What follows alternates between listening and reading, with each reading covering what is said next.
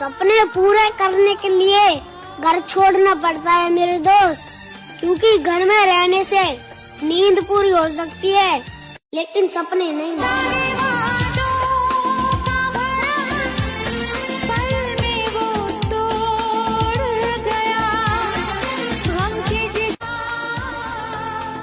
सपने पूरे करने के लिए घर छोड़ना पड़ता है मेरे दोस्त, क्योंकि घर में रहने से नींद पूरी हो सकती है लेकिन सपने नहीं।